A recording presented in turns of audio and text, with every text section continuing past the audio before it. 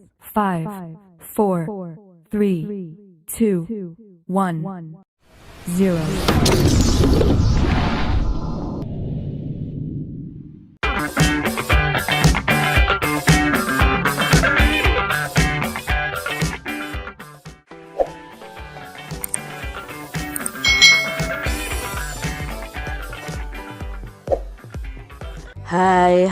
Hai. Selamat datang di channel YouTube Kak Citra. Apa kabar adik-adik semuanya? Kak Citra berharap kalian dalam keadaan yang baik, sehat, dan siap untuk belajar ya. Hari ini kita akan belajar bersama-sama untuk mata pelajaran tematik kelas 6. Kita belajar di tema 5, subtema 3, ayo belajar berwirausaha, pembelajaran yang pertama. Mari adik-adik kita belajar dengan penuh semangat ya. Tahukah kamu bahwa banyak pelaku usaha yang menghasilkan berbagai produk bernilai jual dari benda-benda yang tidak terpakai?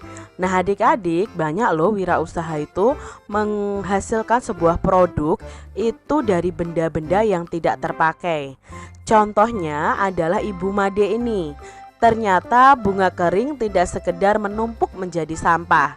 Ibu Made seorang pelaku wirausaha memanfaatkan bunga kering menjadi aneka produk pewangi. Jadi pada pembelajaran sebelumnya kita sudah belajar tentang Ibu Made ini. Kreativitas yang membuahkan hasil. Rangkaian bunga kering buatan Ibu Made Yuliani memenuhi etalase di rumahnya. Indah dipandang dengan aroma semerbak memenuhi ruangan. Ibu Made Yuliani adalah seorang tokoh wirausaha Bali yang memulai usahanya dengan mengumpulkan bunga-bunga kering yang berjatuhan di sekitar tempat tinggalnya di Pulau Dewata.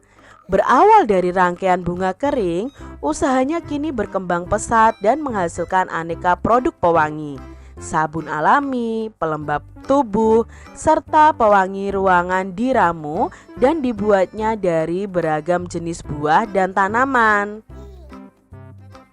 Kreativitas sangat penting dalam usaha ini, ujar Bu Made. Bunga-bunga kering yang awalnya tampak tidak menarik dirangkai kembali menjadi karya seni yang memiliki nilai jual. Lanjut Ibu Made lagi. Pelanggan produk yang dihasilkan oleh Ibu Made Yuliani tidak hanya berasal dari dalam negeri, namun banyak yang berasal dari mancanegara. Itu tadi kreativitas Bu Made memanfaatkan benda yang tidak terpakai, yaitu bunga-bunga yang sudah berguguran dan kering adik-adik, dijadikan suatu barang yang layak untuk dijual.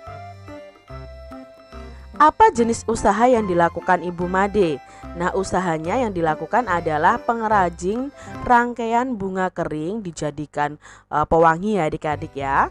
Lalu apa bahan yang digunakan Bu Made untuk menjalankan usahanya? Bahannya adalah bunga kering itu sendiri. Apa manfaat usaha tersebut bagi masyarakat dan lingkungan? Tentunya usaha Bu Made tadi bermanfaat bagi masyarakat dan lingkungan.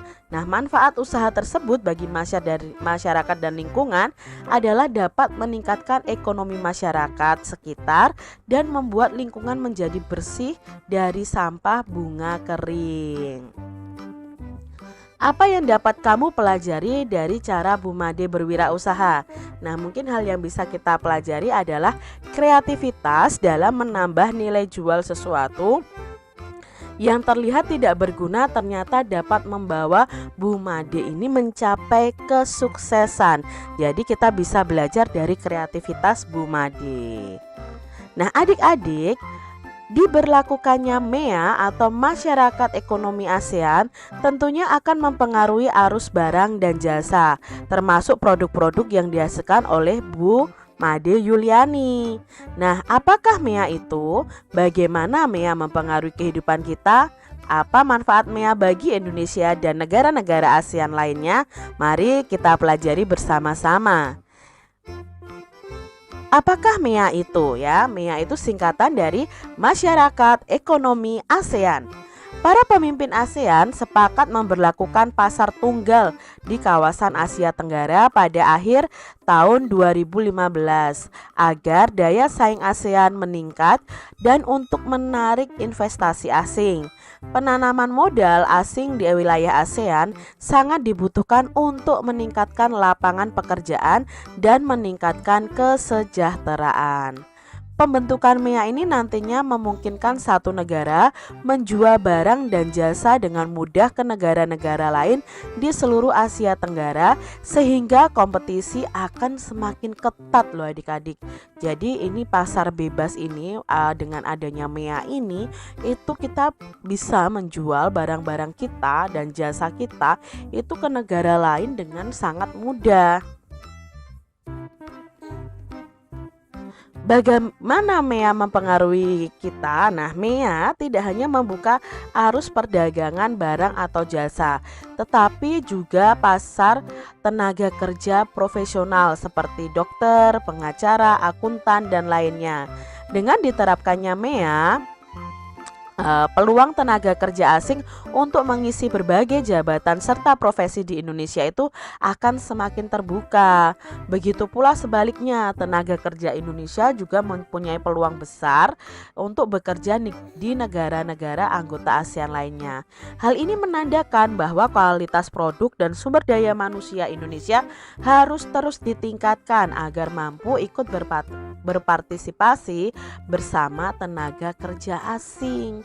Jadi dengan adanya MEA ini ya akan tersedia lapangan pekerjaan ya untuk semua anggota ASEAN ya, semua warga anggota ASEAN itu bisa bekerja di negara lain adik-adik dengan sangat mudah.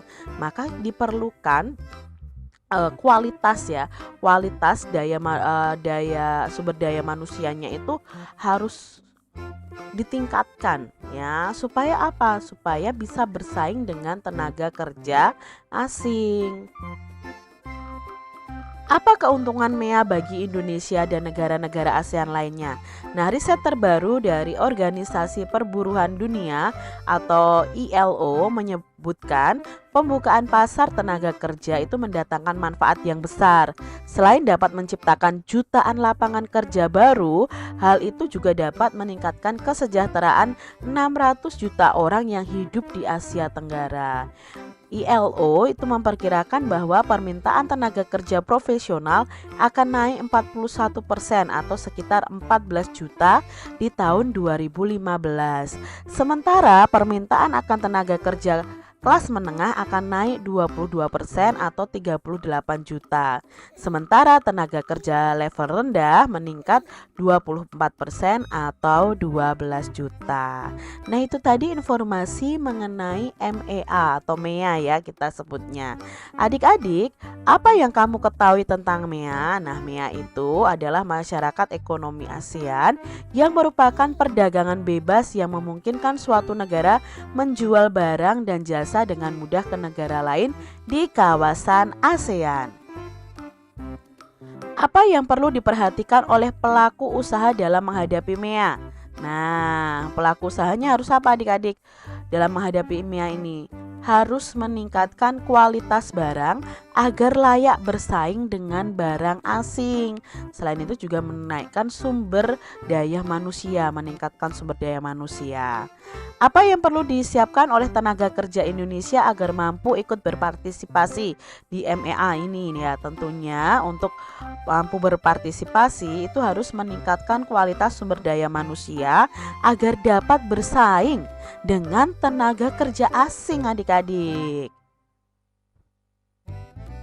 Sebagai pelajar, apa yang harus kamu lakukan mulai saat ini agar nanti ketika sudah menyelesaikan pendidikan mampu ikut berpartisipasi di MEA ini? Nah, yang harus kalian lakukan adalah belajar dengan rajin dan sungguh-sungguh agar bisa menjadi pribadi yang unggul dan berdaya saing tinggi di era MEA ini. Apa manfaat MEA bagi Indonesia dan negara-negara ASEAN lainnya? Nah, manfaatnya adalah seluruh negara dapat menjual barang dan jasa dengan mudah, menciptakan jutaan lapangan kerja baru, dan meningkatkan kesejahteraan 600 juta orang yang hidup di wilayah Asia Tenggara. MEA juga akan membuka peluang bagi usaha kecil untuk berkembang. Salah satunya adalah dengan membuat cenderamata untuk wisatawan. Nah, adik-adik, apakah kalian pernah melihat cenderamata ini? Nah, cenderamata ini adalah cenderamata yang biasanya ditempelkan di pintu kulkas. Lalu, apakah pintu kulkas itu termasuk benda magnetis atau benda non-magnetis? Nah, ingat ya, benda magnetis itu benda-benda yang bisa ditarik dengan magnet ya, atau yang bisa menarik magnet juga bisa. Kalau non magnetis berarti benda-benda yang tidak bisa menarik magnet atau ditarik oleh magnet juga. Jadi itu adalah perbedaan benda magnetis dan non magnetis.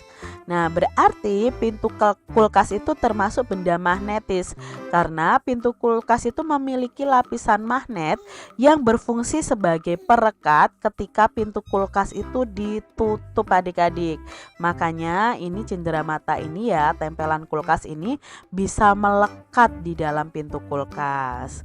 Nah, cenderamata tersebut dapat ditempelkan pada benda-benda magnetis selain kulkas seperti penggaris, besi, knalpot, gagang pintu, seng, dan lain sebagainya.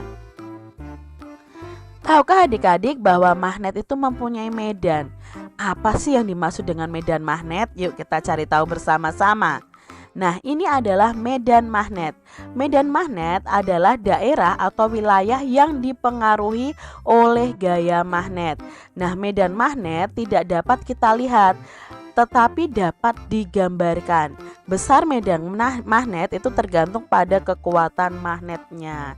Jadi untuk mengidentifikasi sebuah medan magnet, kalian perlu melakukan percobaan.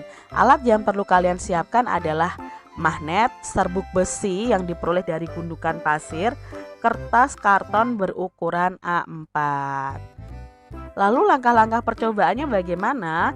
Taruhlah magnet di bawah kertas karton berukuran A4 tadi. Taburkan serbuk besi secukupnya di atas kertas karton.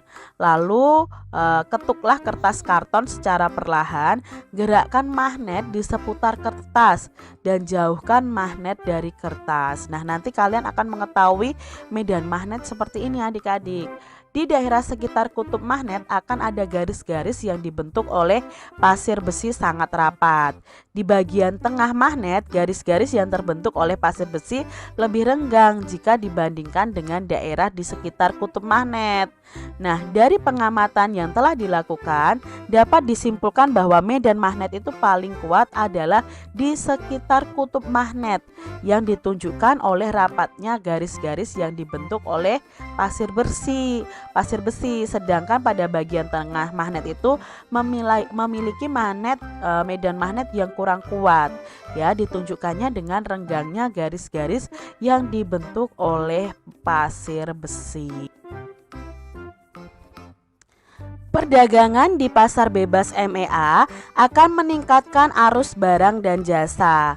Tahukah adik-adik bahwa banyak usaha kecil dan menengah itu mengirim barang-barang mereka kepada konsumen itu menggunakan jasa kurir pengiriman. Nah, sebelum barang dikirim kepada konsumen, biasanya penjual akan mengisi formulir terlebih dahulu.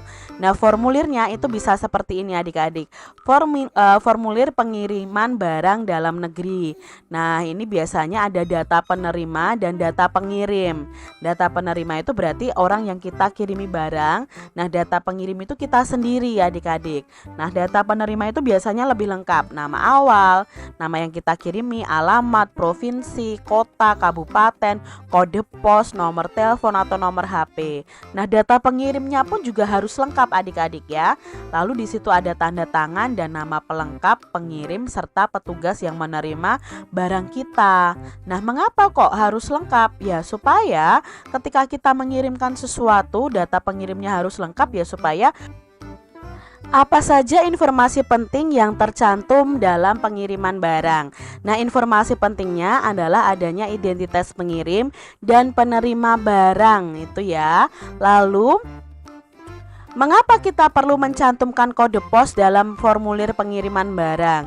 Nah, kode pos itu perlu kita cantumkan untuk memudahkan kurir dalam mengirimkan barang. Jadi, dengan kode pos itu kan biasanya mengidentifikasi wilayah, suatu wilayah. Jadi, setiap wilayah itu kode posnya berbeda-beda adik-adik. Jadi, itu akan memudahkan kurir untuk mengirim barang kita.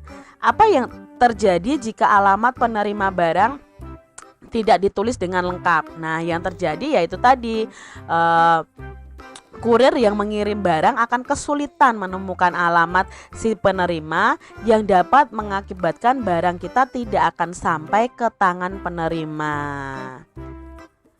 Mengapa kita perlu mencantumkan nomor telepon pengirim dan penerima dalam formulir tersebut?